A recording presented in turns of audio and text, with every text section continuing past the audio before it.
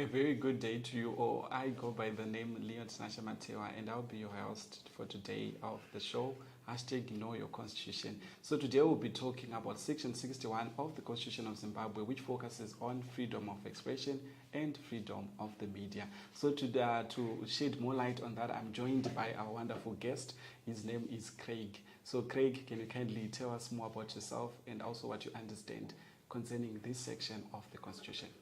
Thank you so much. Reverence and salutations to you all. My name, as said, is Craig Tanakamzaninamo Kambasha. I know I have multiple names. Okay.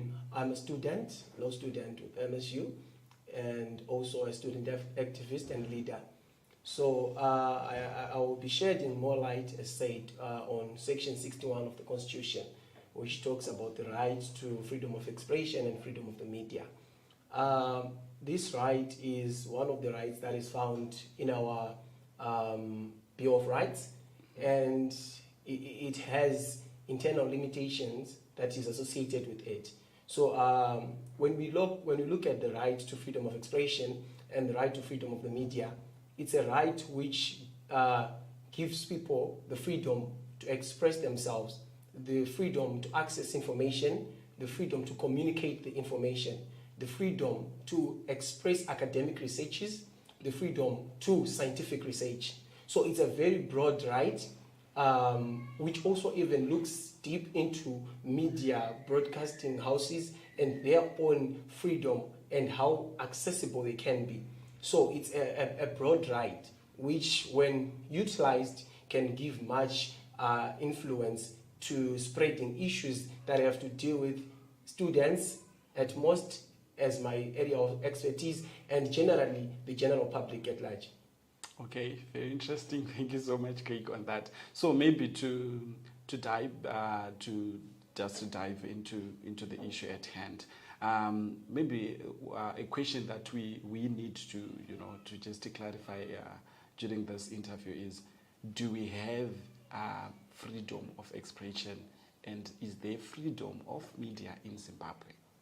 Thank you so much. To respond to that, I'll tell you that we have a theoretical provision that gives the right to freedom of expression. Okay.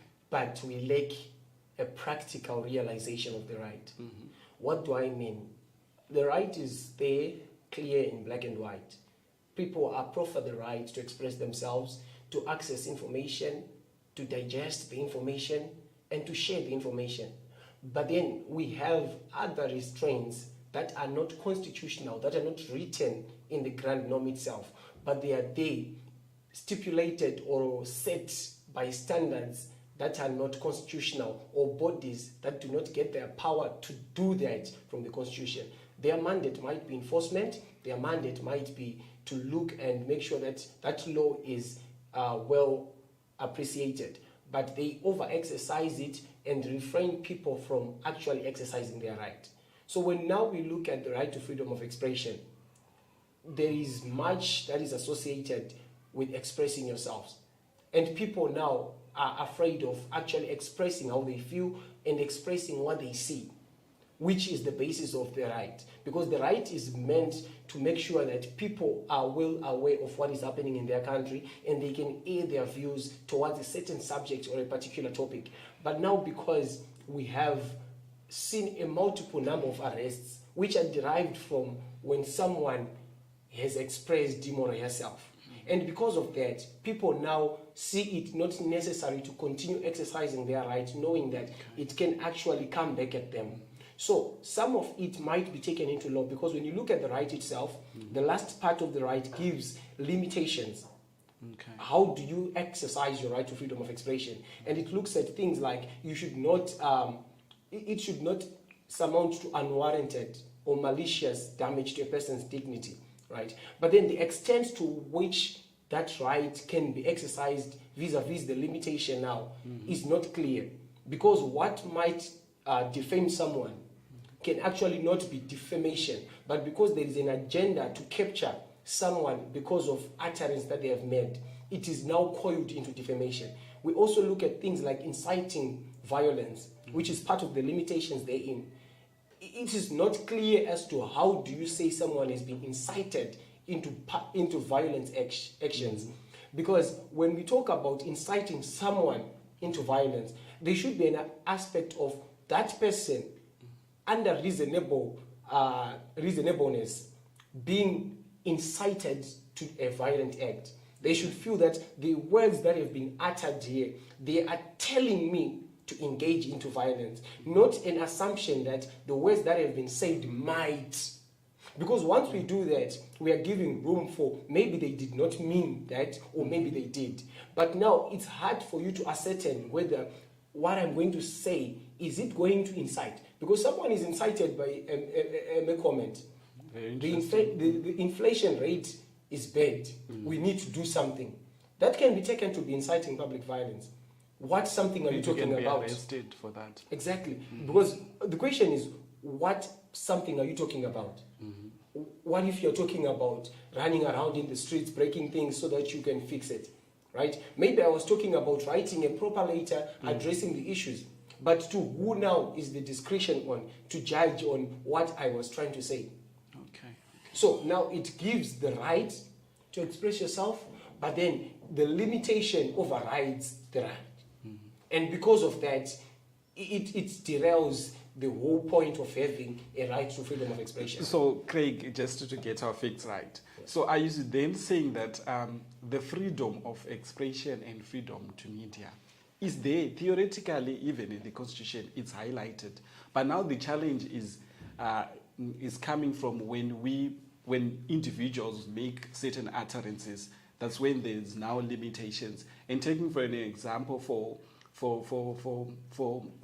maybe we can give Job Scholar, because he has been also arrested in regards to him expressing his own freedom of expression as well. So are we then saying that this right that we have to freedom of expression is there theoretically, but practically it's not there? Can you I can safely say yes. I'll dwell much into the Job Scholar issue that you say, and maybe give you even an example of artistic expression, because it's also enshrined in the Constitution. So I will look at those two.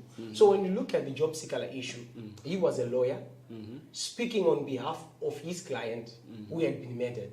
And it is the duty of each and every lawyer to defend their client in each and every capacity that they have. As a legal practitioner, being bound by their regulations as a legal practitioner.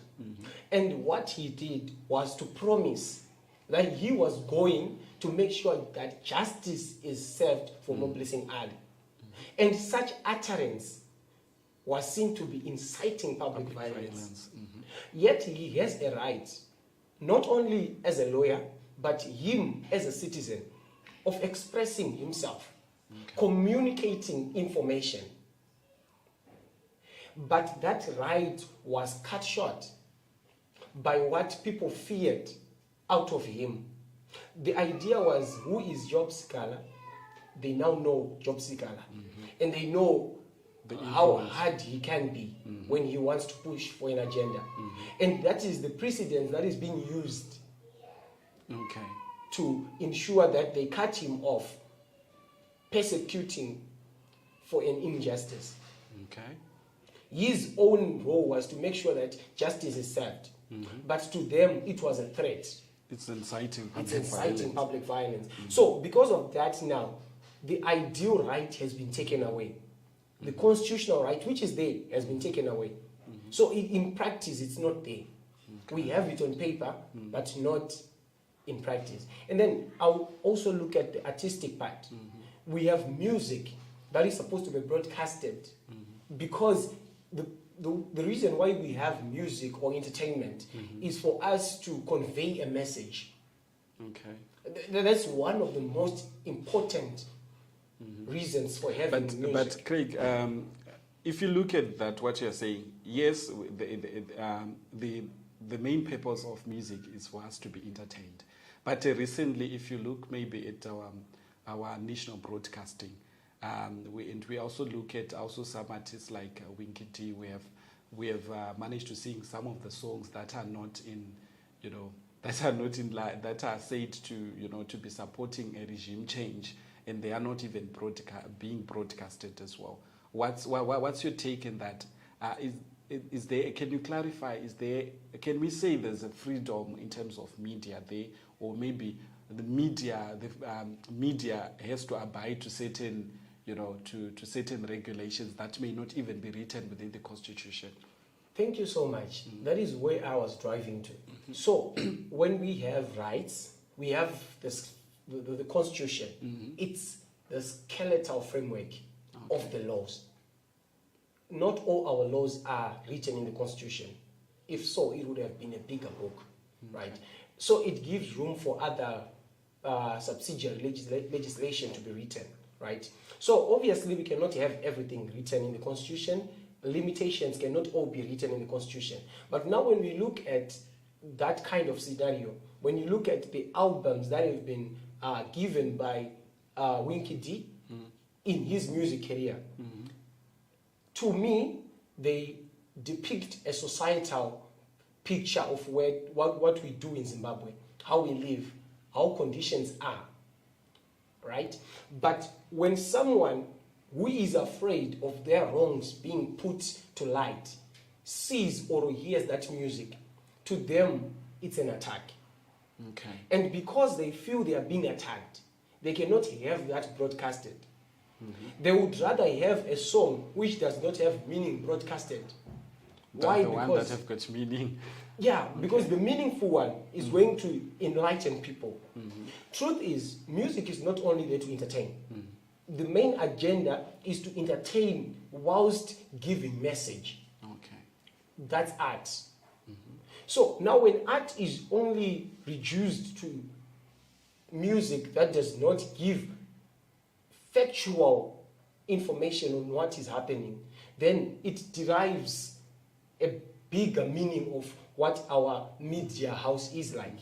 It is no longer a safe harbor for musicians to portray what they have and what they see. Okay. So the media itself, I can safely say, is not proper for execution in terms of the music that they broadcast.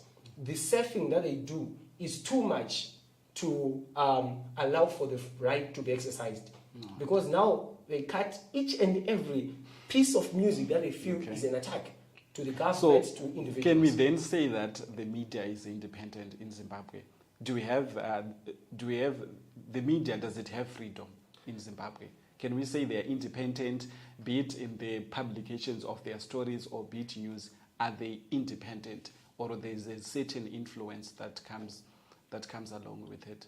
Thank you for that question. I will safely say it's captured. Okay. Why? Because any information that is not towards a certain group of people is said to be not proper to be broadcasted. So because of that, it shows that there is actually a political influence that comes in our media. The only effort that we have seen is having our one television broadcasting channel, which tries to give news. That's the achievement that we have so far. And it is my hope that we get much more in terms of channels and also in terms of the information that is actually given through the channel. Because the freedom of expression is a very broad and diverse right. And it cannot be curtailed in any way. It needs that freedom to the people to express themselves. And they should have proper channels of doing that. They should have a plethora of options as to state-regulated broadcasting corporations. Not only outside, because we have many other channels that people can use to convey messages. But for formality's sake, our government needs to at least have more platforms to which people can express their own rights. And also, on the limitations, again, I feel they should be at least to be at the minimum. Protecting other people's rights, protecting property rights, protecting any other stakeholders that might be affected. but not taking away the right itself. I think that will be a big achievement in our media cooperation. Okay, well, our viewers, you heard it from our guest, Craig. So, Craig, before we call it a day, can you just maybe any last words to our viewers concerning exercise, maybe a caution that you can give them in terms of exercising their right of freedom of expression? Thank you so much. I would like to say we have the right. Let's use it. Let's utilize our right. Let us not be in a box, because there is no box. But what we should be wary of is the speech that you're using. Is it not going to be hate speech? Mm-hmm. Are you not going to defame? Mm-hmm. Are you not going to cause malicious damage to somebody's dignity? So there are things that we can say that will end up hurting other people to an extreme circumstance that they might actually lose their lives. Mm-hmm. We should be wary of that. We should make sure that the way we exercise our right does not hate the next person, but it's actually to build each other and to make sure that we see the progress of our country. Thank you. All right, thank you so much, Craig. Thank you so much, our viewers, for joining us on this episode of #Know Your Constitution. And I go by the name Leon Matewa, and I'm out. Thank you.